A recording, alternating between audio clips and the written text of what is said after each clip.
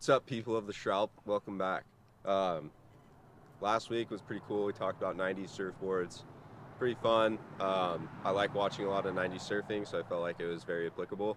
And I don't have a bunch of knowledge on it, so it's kind of fun to read you guys' comments and your take on 90s boards. Some of you grew up in the 90s and actually surfed in the 90s and gave a lot of good feedback on how the boards worked, what was different about them, and it was pretty cool to read. So thanks for all those comments. We love it.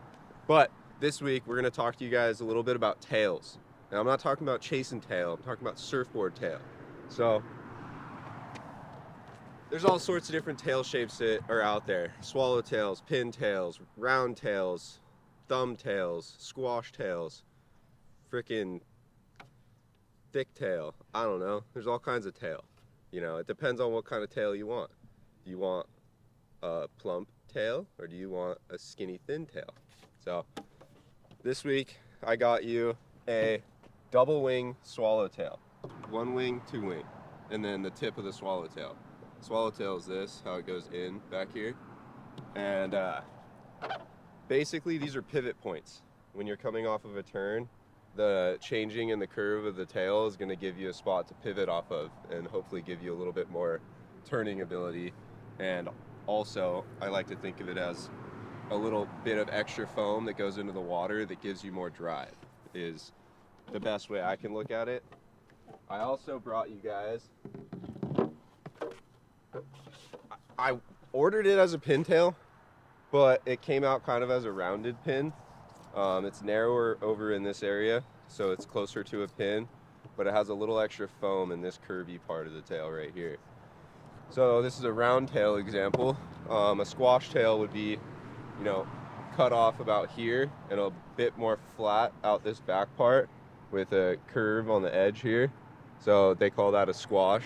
There's also chop tails, which would be chopped maybe about here, this area, and it would be cut straight across with points on either end. So lots of different tails do lots of different things. I'm sure you guys can attest to that. And for now I'm gonna go for a shroud and I'll come back in, teach you guys about tail. So let's go.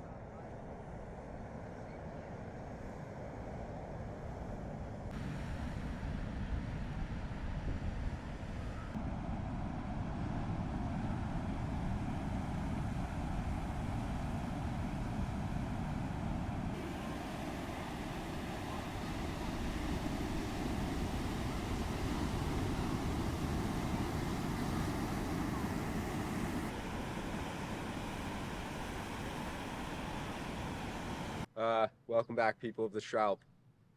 I'm a little bit less eccentric now because I'm tired. I think that's the right word, right? Eccentric? Something like that. Anyway, um, let's talk about tail. I love tail. Surfboard tail, that is.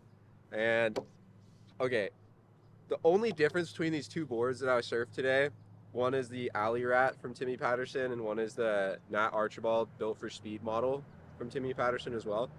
The main difference is going to be these channels.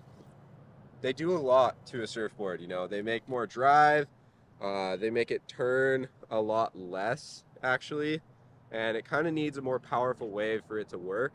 Although this board is bigger, has a little bit more foam in it. It's 6.0, whereas that one's 5.11.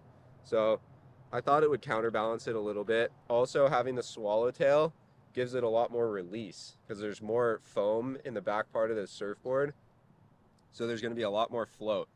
So I figured it might work pretty well today. I was actually having a lot of fun on it until I decided to switch to my Alley Rat and got only 2 or 3 waves, but those 2 or 3 waves were really, really fun. So kind of wish I was riding that board a little bit more, but it is what it is. So tails, you know, cross out the channels in the board, you know, fixed fins, all that stuff. Let's just talk about tail. So swallowtails are going to typically be a lot looser. Like I mentioned earlier, they are, there's a lot more foam back here. So there's going to be more float for your back foot. So you'll slide and drift a lot easier and just be able to hold speed more in flatter sections because you're staying on top of the water more, you know? Whereas when you get a round tail like this one over here, there's a lot less back here, a lot less foam, so it's going to sit deeper in the water and drive a lot more. Also, there's going to be a lot more curve in your rail line. You'll notice all this curve back here, whereas a swallowtail would go straighter like this and then in. So when you have more curve like this, when you're setting it on rail and doing your carve, it's going to want to dip in a lot more. It's going to, you know, has this like balance point when you get on the rail, whereas a straighter rail is going to just kind of track out. This one's going to want to pull you around your turn. So round tails help a lot for drive and maneuverability and a lot less slipping. You're going to have a lot more hold on a round tail or a pintail than you would on a swallowtail or a diamond or a squash. So, you know, I don't have an example of a squash tail right now because I don't really like them, to be honest with you guys. They're a lot less drivey. They're a lot more I don't know, slippy. They're a lot more slippery, whatever. I don't know how to say that, but basically in theory, it's really similar to a swallowtail. Squash tail is the way they work, but you get a lot less hold. You know, they're still wide in the tail, kind of like a swallow would be. They're just more rounded, so you don't have the hold from the points of the swallowtail with the water wrapping over the edges. The swallowtail will kind of hold you in when you're in a turn, whereas the squash, it just funnels out of like a blunt, round, weird tail. So it slides a lot easier, and it's, you know, not quite as good for me. Squash tails work well for guys that surf like Italo Ferreira or something like that are moving around a lot because they have a lot more release and they're a lot more on top of the water. And, you know, those kind of guys they're getting their drive out of their fins, not out of their rail. You know, I like to try to use my rail to get my drive, and a straighter rail line or a pintail that sinks more is going to give you a little bit more drive than a squash tail would. So that being said, similar to a squash, a diamond tail, same kind of idea. It's kind of a mix of a squash and a pin. It's fun for different boards, trying different things. I know a lot of longboarders really like to ride diamond tail surfboards, so they do work, but my go-tos are swallow and round pin. I kind of switch back and forth. Sometimes throwing some wings on there, it's fun for different pivot points. You know, you can cut tighter turns with little wings on there, and just breaks up the rail line, makes it slide a little bit more, makes it a little more fun. So hopefully that wasn't too rambly for you guys, but it's kind of tricky because everybody has a little bit different take on the way tails work on surfboards. So this is my take for you guys. Hopefully you can apply it to yourselves and take away what you get from it. Drop something in the comments if you think I missed something. I know there's plenty of other tails out there that I didn't cover, like bat tails, or I don't even know. There's all kinds of weird creations, moon tails. So if you guys have something to note, drop it in the comments below. Thanks for tuning back in, and like, comment, subscribe. Catch you next week. Peace.